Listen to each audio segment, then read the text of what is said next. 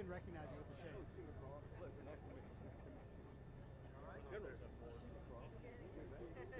you want? Here? So, over this way, and I'll have Mike Banks in the middle before y'all. We may want them near their governor, or the governor's going to go one at a time.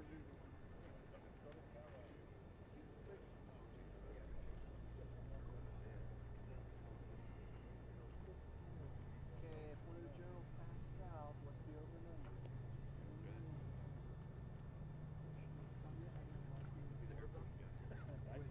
Colonel Croft on our side. For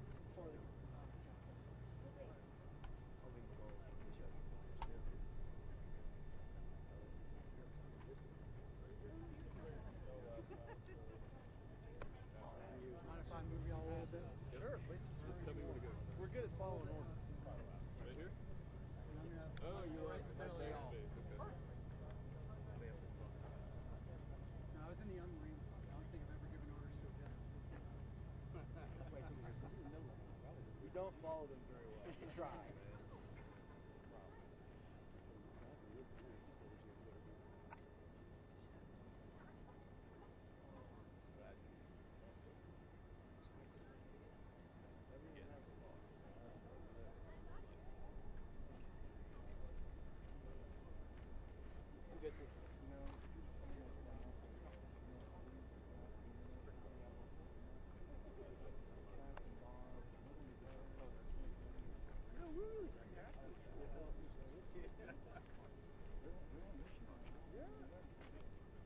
I was a little worried that they would come to the front.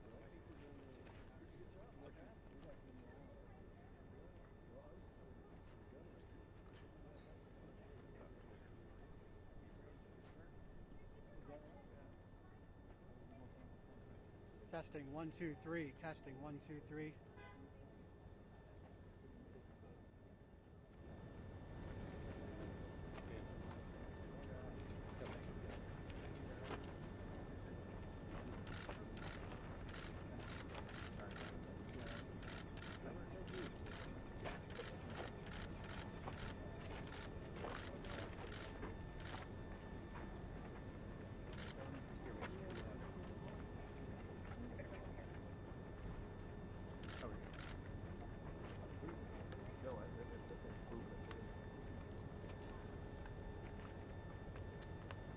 I want to thank the governors who are with us here today. We have Governor Kim Reynolds from Iowa, Governor Kristi Noem from South Dakota, Governor Pillen from Nebraska, and Governor Stitt from Oklahoma. They're here to both tour the border, to tour what we're doing with the buoys in the border, as well as they are deploying military and or law enforcement officers to help Texas secure the border.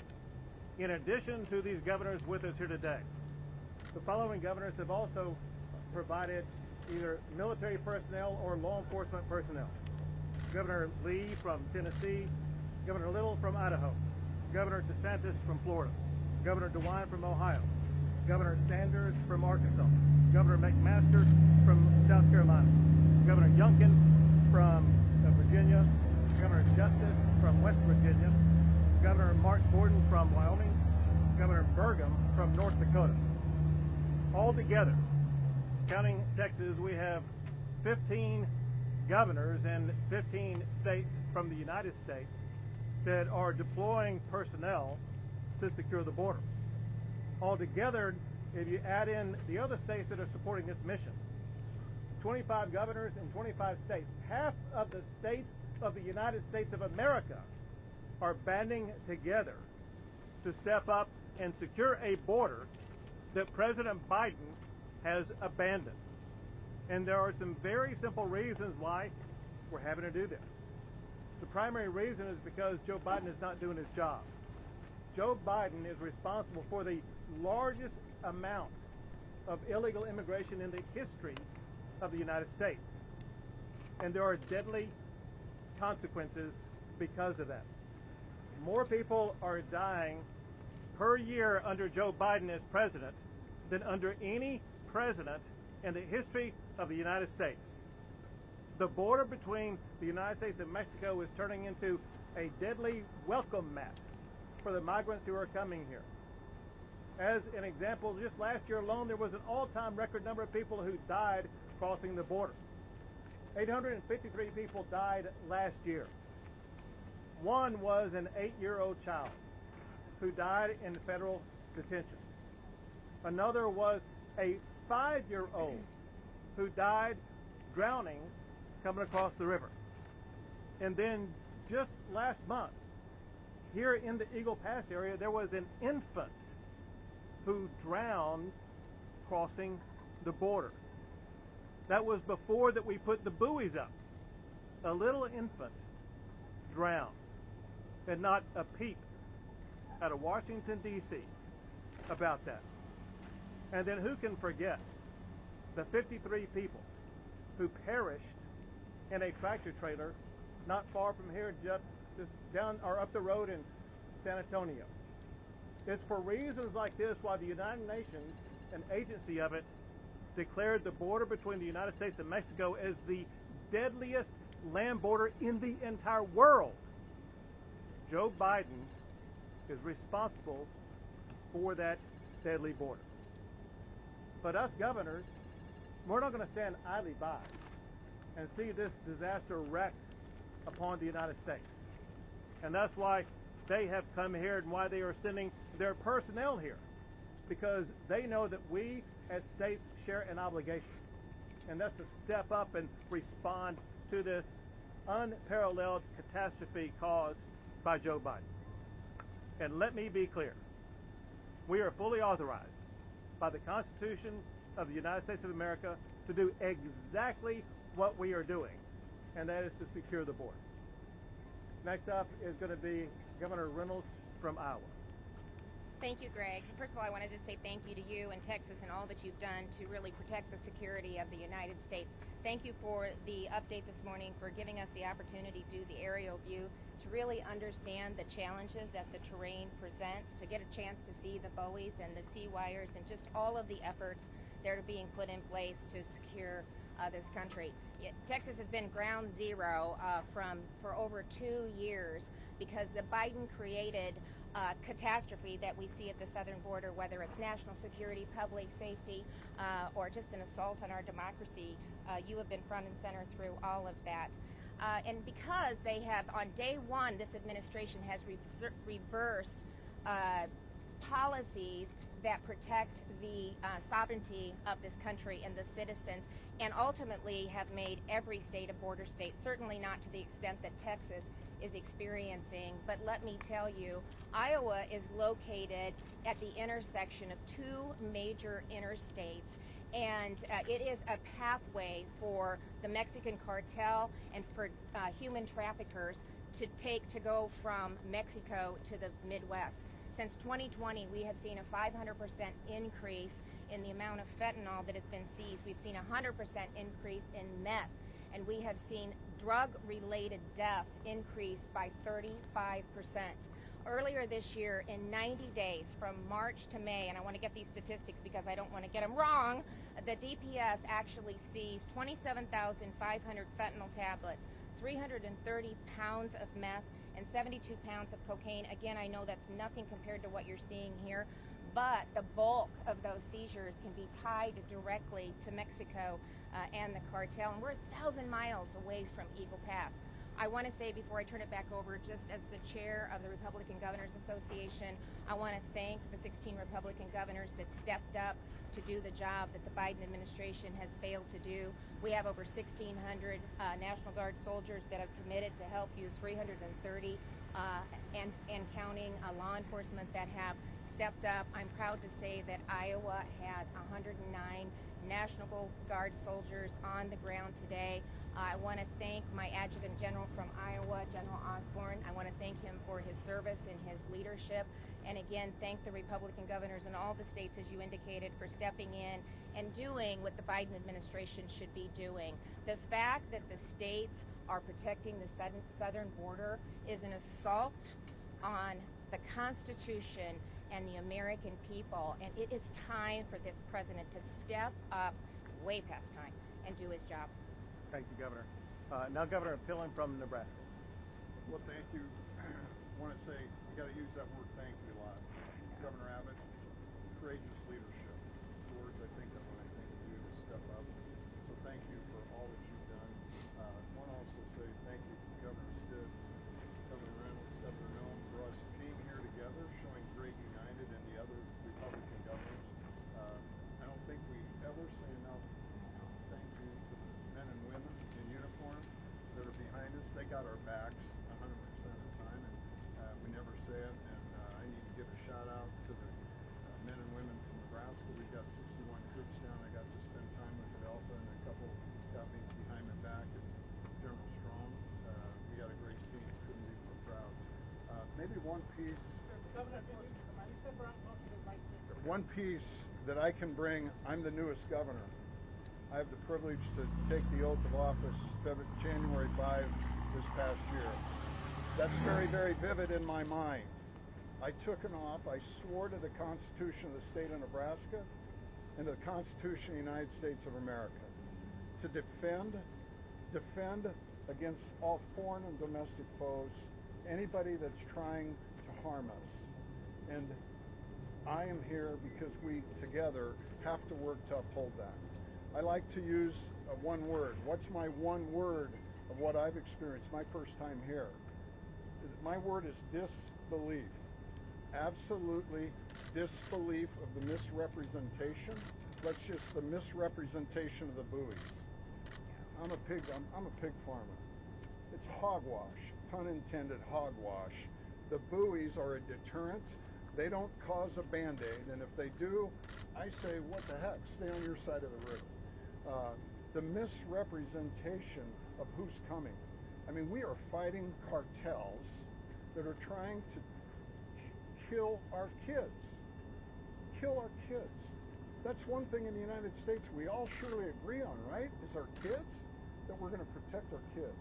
So my message is simple. We have to do the work, and Biden administration, federal government, do your dadgum job. Common sense solve this problem. Follow the leadership of Governor Abbott. Thank you. Thank you, Governor. Now Governor Noem from South Dakota. Well, good afternoon. I've been down here to the border before. This is the first time I had the chance to really see it from the air. And what we're literally witnessing is a war zone. And it's astonishing to me to watch it perpetuated by our federal government and by President Biden. I was the first state to send National Guard troops down here to participate in partnership with the Texas National Guard. And many other governors had sent some law enforcement. I sent my National Guard because I recognized what we were facing, that this really is a war. It's a war for our country and for our federal laws that have been passed in our Constitution. They are threatening our sovereignty right now, and the cartels are out for blood, and they are facilitating the trafficking of our children each and every day. That's what I find so shocking about the way that Biden continuously violates federal law, is the lack of humanity in these policies. And I hope you talk about this in your press today, and I hope you play this and you print it. These policies are inhumane of what they're doing to people and to families.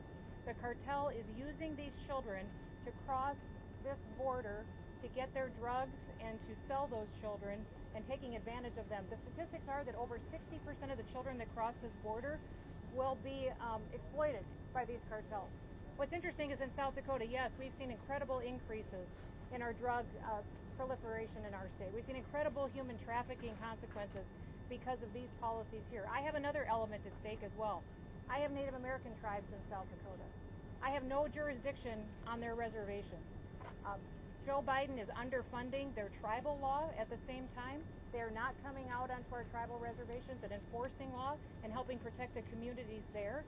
And the vast majority of the drugs in the Midwest are coming right through South Dakota on these reservations that I can't do anything about. The people of South Dakota live with being on the front line of this mess every single day because the cartels are set up in South Dakota too. And that's what this country needs to realize, is that when you have a president in the White House that breaks the law and ignores the law, that it has consequences not just here in Texas, which you have by far the worst consequences I've ever seen. And I want to thank Governor Abbott for all that he's done. He's a patriot for fighting this fight and continuing to fund it, and all the men and women that are standing up beside him, allowing him to do it. But the fact is, it doesn't stop at Texas. I deal with it every single day in South Dakota. Our crimes have gone up, our drug issues have gone up consistently, and it's because we have cartels set up in South Dakota too. So I'm all in. I've had our National Guard down here for a long time. We've had our Lakota helicopters down here on a federal mission doing surveillance on the border, and in September 1st we're going to send more troops down here. We absolutely have to show people that there's a different choice, and it literally is just enforcing the laws that we already have. You've heard our Border Patrol talk about this. You've heard our National Guard talk about this, our public safety. We don't need more laws. We just need the president to respect the laws that we already have. So thank you, Governor. Thank you, Governor. You're a rock star. Thank you. Now Governor Stitt from Oklahoma. Yeah, thank you so much. Thanks for being here. You know, Oklahoma, we sent troops down here in support of this mission. I think there's 16 other governors that have stepped up to the plate.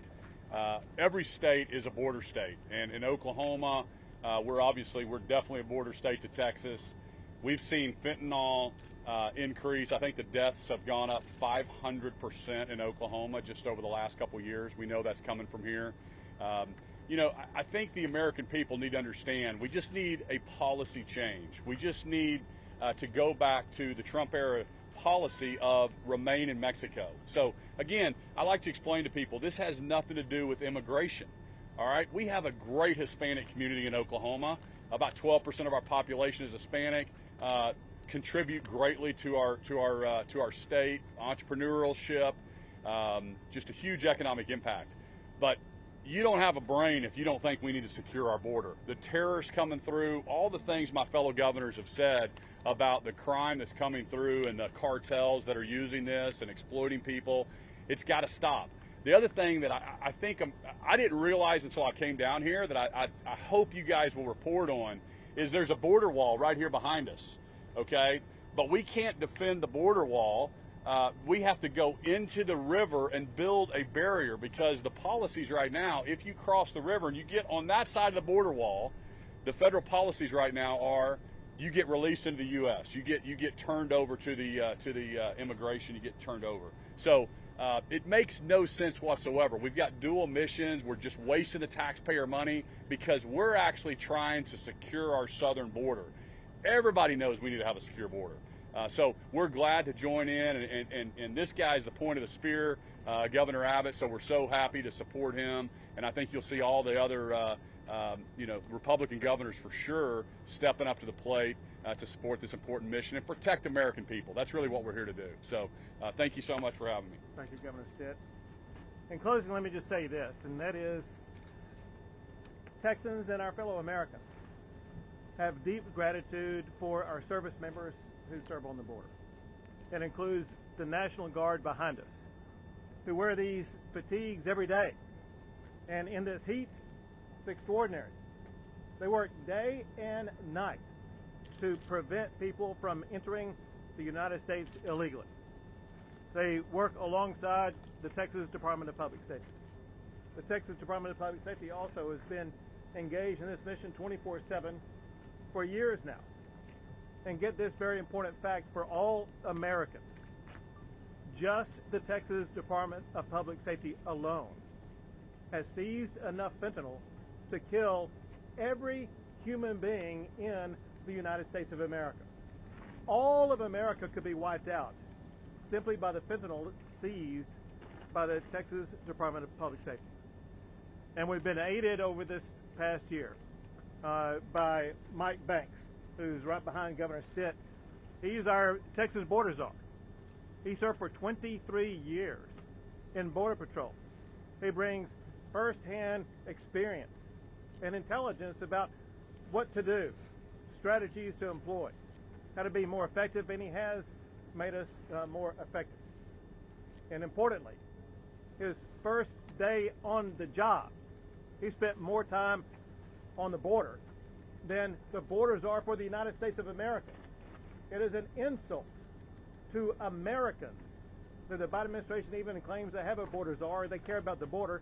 Even Joe Biden himself took only a passing trip to El Paso that didn't really go to the border like these governors went today. And yet, thousands of people are losing their lives because of Joe Biden's open borders. We as governors aim to do everything we can to put a stop to it. We'll take a few questions. Go ahead.